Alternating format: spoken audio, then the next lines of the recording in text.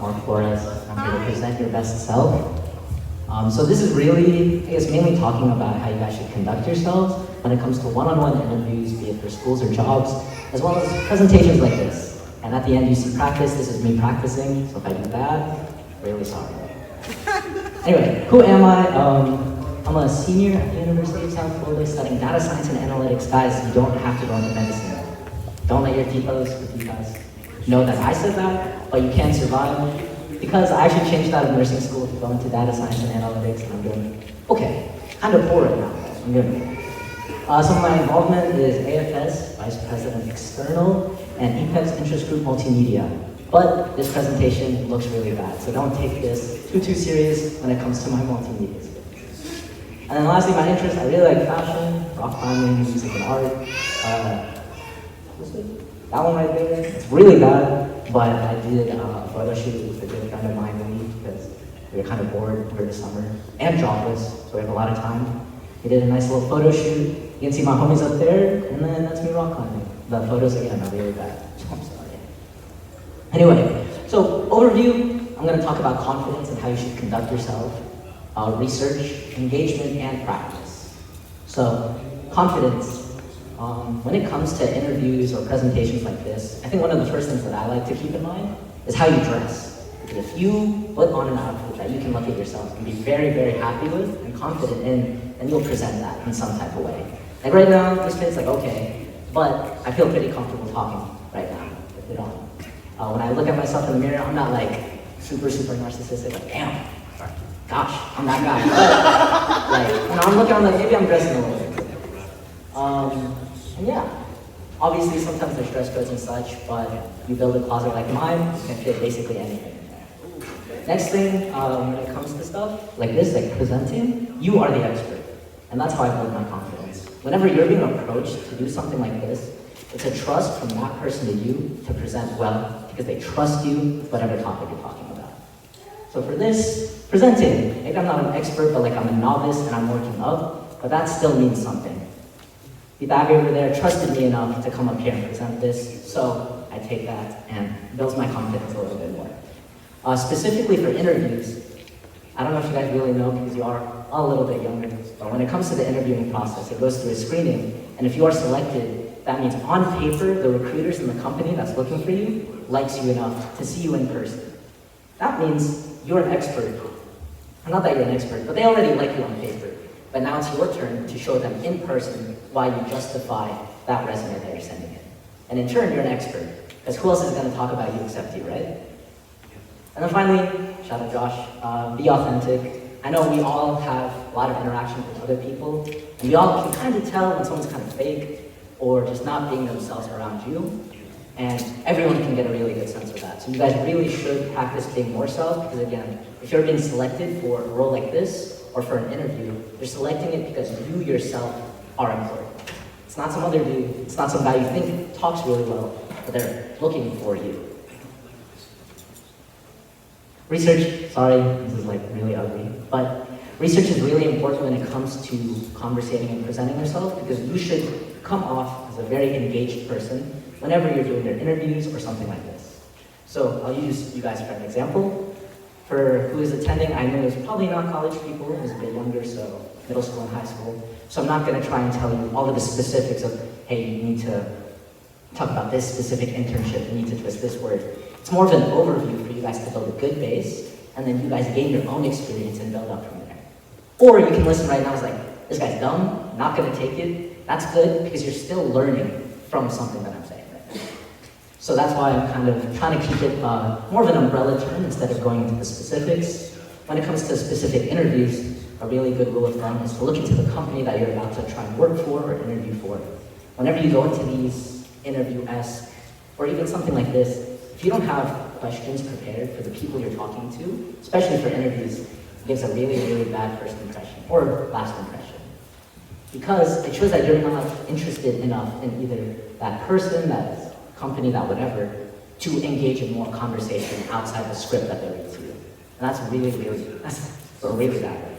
I recently worked at an internship at Jabil, it's a manufacturing company, 250,000 employees, I was one of them.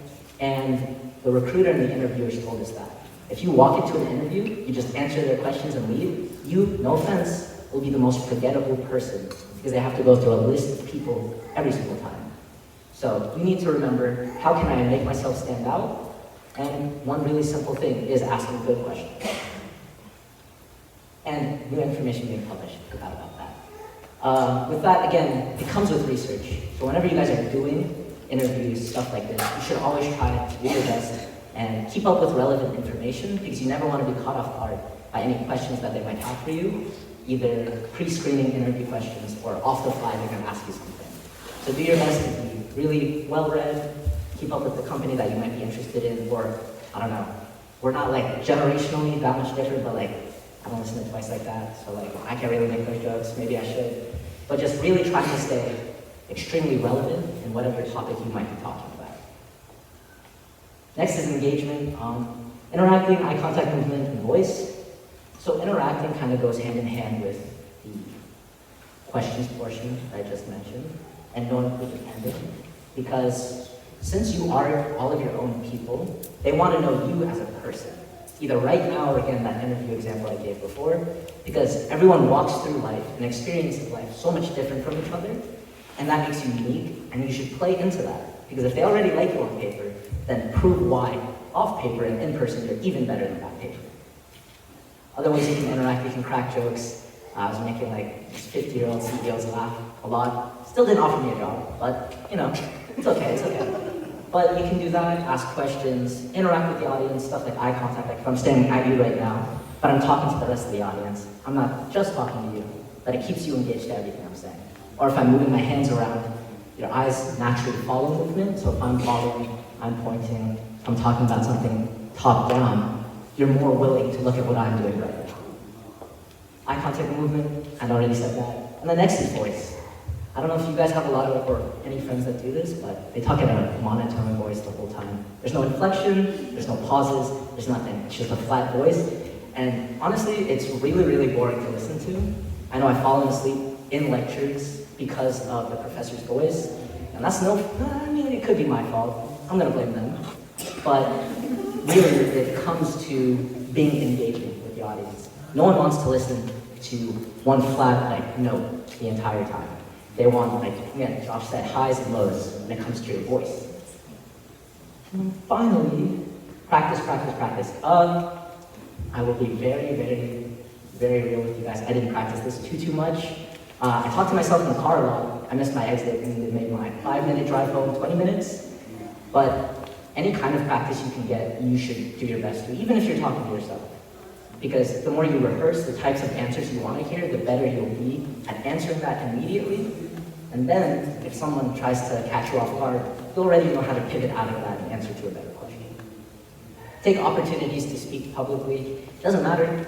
It could be 20 people, 5 people, 1 person. As long as you're speaking with people who you might not be really familiar with, but still putting yourself out there, you're getting your reps in and getting better every time. And that's all that matters. Again, I'll make it more relevant for like maybe college interviews. They want people who will add to the campus culture that you're trying to enter. And not to be judgmental, but if you are not selling yourself in a way where you're very charismatic, or you're selling yourself, even if you're a quiet person, but you show life, you play into that, and you're still a very unique person who can add value to that college, you're not gonna get very far. So play into your personality, no matter what it is, and be authentic to who you wanna be. And trust yourself. Obviously, I failed a lot. If you ask my parents, failed when I, changed my major out of nursing school. And it's a little bit more subjective. But in the end, you need to be really confident in yourself and all of your ability, because the fact that you guys are attending stuff like this now, so young, some of you guys are in middle school, you guys are already on a really good trajectory to be really, really successful. Not only for your standard, but your parents' standards, everyone's standards. So as long as you guys continue to practice, continue to do great things like this and more, you guys will be okay. That's what I mean, continue to develop and learn. Wow. Yeah, continue to develop and learn, because I know it's corny to say, but you are a lifelong student. And one thing I want you guys to take away from this really is either A, I was saying some really, really important stuff, or B, I don't agree with his things, so I'm going to try something else that I think works for me. Because in the end, you don't need to take my advice, as long as you're working to develop yourself in a way that you can present to anyone comfortably. It was a lot shorter than I thought, so I am open for questions if you guys have any. If be about this or some of you guys, when I spoke about like college readiness, I can do that too because I'm in college. I got accepted into some schools, stuff like that. So, or we can sit in silence for like 2 minutes, no one asks questions. But I am open for any questions. It could be about my music. I love Wave to Earth. Coming in September. They're really tired. I really like rap. Shout out to everybody. I guess it's fun back though, so kind of bad. But yeah, any questions? Josh. What are some out-of-the-box things to put on your resume or application? So I guess for colleges, again, some of the things, or maybe your college essay, I did a really bad one. But you guys need to more talk, in my opinion, talk about a unique experience that it could come off mundane, but what you got out of that experience really impacted your person. I was watching online, this guy that I had in UCLA talked about renting at a boba shop for his birthday. All of the logistics that went into it, all of the heart he put into it, and then the product after, and that helped him get into UCLA. Obviously, that's a great school. But it's being able to take your experiences and really show these people why it matters to you, and why that experience that you had will then make you better when it comes to entering these campuses or entering these companies, and why it morphs you into a more unique individual. Thanks, Josh. Any other questions? 5, 4, 3, 2, 1, okay. If you guys ever need anything, any help with your college applications, I don't have my Instagram up there, but I'm always open to help. I know when I did my college apps and stuff, and even preparing for interviews, all of that, I was really unprepared. It was really, really intimidating. So if there is anything that I can do to help, or even Josh and Cadence, because they're freshly into college now, we're all really open to help you guys. So thank you for your time.